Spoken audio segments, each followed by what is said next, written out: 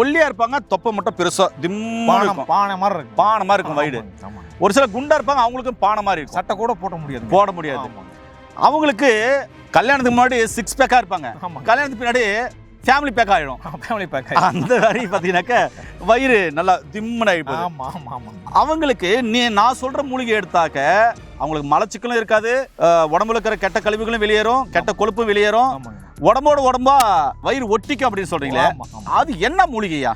இந்த விதையை வந்துங்க நெய்யில் போட்டு இளம் வறுப்பாக வறுக்கணுங்க. பொன் வறுவில் வறுக்கிற போது நல்லா மனமாக இருக்குங்க ஐயா.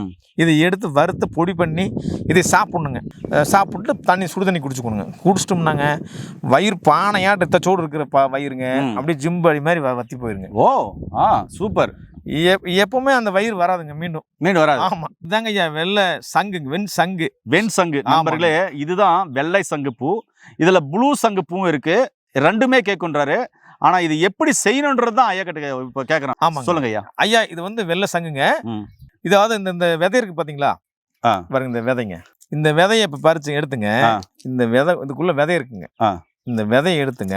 ஆமா, விதை இருக்கு நண்பர்களே. விதையை பிக்கிறாரு, பிச்சு என் கையில சேகரிக்கிறார் பாருங்க. அதாவது சித்த மருத்துவத்தில் எவ்வளோ நுணுக்கங்களா நம்முடைய மூலிகைகளை கையாள வேண்டியதாக இருக்குது. இந்த ஒவ்வொரு மூலிகையும் சாதாரணமாக கடந்து போவோம், பார்த்தும் பார்க்காத மாதிரி போவோம். ஓ இதுதானே வெள்ளை சங்கன் பூ தானே, புளு சங்கன் பூ தானே, இது காக்கரட்டான்னு சொல்லுவாங்க, காக்கரட்டான் மூலிகை தானே அப்படின்னு சொல்லிட்டு இதை வந்து அப்படியே கடந்துட்டு போயிடுவோம். ஐயா தமிழ்நாட்டுக்குள்ள நம்மளை சுத்தி எல்லாமே நம்ம கடவுள் நமக்காக படைச்சிருக்காருங்க ஐயா.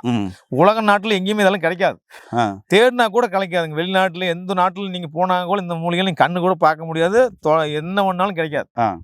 அதனால வந்துங்க இதாங்க விதை, இந்த சங்குனுடைய விதைங்க. இந்த விதையை எடுத்து வறுக்கணுங்க. எண்ணெயெல்லாம் எதுவும் ஊற்றிடக்கூடாது, வெறும் சட்டியில் வச்சு லேசாக வறுக்கணுங்க. ஒரு இவ்வளோ கையெல்லாம் எடுத்துக்கணுங்க. இவ்வளோ எடுத்து லேசாக எல்லாம் சூட்டில் பொன்னூரில் வறுத்துக்கணுங்க. வறுத்து இதை பொடி பண்ணி சுடு தண்ணியில் தான் சாப்பிட்ணுங்க, வேறு எதுவும் சாப்பிடக்கூடாது. சுடு தண்ணியில் காலையில் பல்லு விளக்கிட்டு வெறும் வயிற்றுல இதை அப்படி ஒரு ஸ்பூன் அப்படி சாப்பிட்டோம்னாங்க எப்பேற்பட்ட நாள்பட்ட 10 வருடம் 5 வருஷம் மலச்சிக்கல் நான் பிரச்சனை இருக்குது. நான் பல மாதிரி நான் ஹாஸ்பிட்டலில் சாப்பிட்டேன், என்னென்னமோ கடுக்காச்சோறுன்னு சாப்பிட்டேன், எங்கெங்கேயோ வைத்திட்டு போய் சாப்பிட்டேன், எங்கெங்கேயோ ஊசி போட்டேன், மாத்திரை தின்னேன், பொடி தின்னேன், என்னென்னமோ பண்ணினேன். ஏன்னா மலம் மட்டும் வெளியே வரமாட்டேங்குது, இறுக்கி பிடிச்சி வச்சு வயிறு பானையாட்டு இருக்குது. நான் இது நம்ம என்ன பண்ணுறேன்னு தெரியாமல் ரொம்ப கஷ்டப்பட்டு இருப்பாங்க நம்ம நண்பர்கள்லாம். பாவம் அவங்களுக்கு வந்துங்க ஒரு ஈஸியான முறையை சொல்கிறேங்க. இந்த வெண்சங்கு விதைங்க, இதை வந்து வறுத்து பொடி செஞ்சு சுடு தண்ணியில் காலை மாலை ஒரு ஸ்பூன் சாப்பிட்டா வந்தாங்கன்னா அருமையாக அற்புதமாக மலச்சிக்கல் சரியாயிடும். ஓ வலி இல்லாமல் எந்த ஒரு உங்களுக்கு தொந்தரவு இல்லாமல் டயர்ட் ஆகாமல் உங்களுக்கு மலச்சிக்கல் கிளியர் ஆயிடும் இந்த விதைங்க. ரெண்டாவது வந்துங்க இதை வந்து நெய்யில் வறுக்கணும். இன்னொரு மெத்தட் இருக்குதுங்க. அந்த வயிறு சுத்தமாக பானையாட்டு இருக்கிற வயிறு வந்துங்க ஜிம் பாடி மாதிரி ஆயிடுவார், ஸ்டீல் பாடி மாதிரி. பார்த்தா வயிறு வந்து அசிங்கமாக பார்க்கறதுக்கு எவ்வளோ அழகாக இருந்தாலும் பானை மாதிரி வயிறு வந்துன்னா வயசான தோட்டமாக தெரியும். இந்த விதையை வந்துங்க நெய்யில் போட்டு இளம் வறுப்பாக வறுக்கணுங்க. பொன் வறுவில் வறுக்கிற போது நல்லா மனமாக இருக்குங்க ஐயா. இதை எடுத்து வறுத்து பொடி பண்ணி இதை சாப்பிட்ணுங்க. இதே ஒரு அரை ஸ்பூன் நெய்யில் வறுத்து அரை ஸ்பூனை சாப்பிட்டு சுடு தண்ணி குடிச்சுக்கணுங்க. குடிச்சிட்டோம்னாங்க வயிறு பானையாட்டு தச்சோடு இருக்கிற வயிறுங்க அப்படியே ஜிம்படி மாதிரி வத்தி போயிருங்க. ஓ சூப்பர். எப்பவுமே அந்த வயிறு வராதுங்க, மீண்டும் வராது. ஆமா, எவ்வளவு சாப்பாடு எடுத்தாலுங்க அவ்வளவு பெருசு வயிறு வீங்காது, பெருசா வராது. சட்டையெல்லாம் நல்லா சின்னதாக போயிருக்கு, நல்லா இருக்கு, பாக்குறதுக்கு அழகா இளமையா இருப்பாங்க. எவ்வளவு நாளைக்கு சாப்பிடணும்? தொடர்ந்து ஒரு 10 நாளைக்கு சாப்பிட்டா போதுங்க, ஒரு 5 நாளைக்கு சாப்பிட்டா போதும்.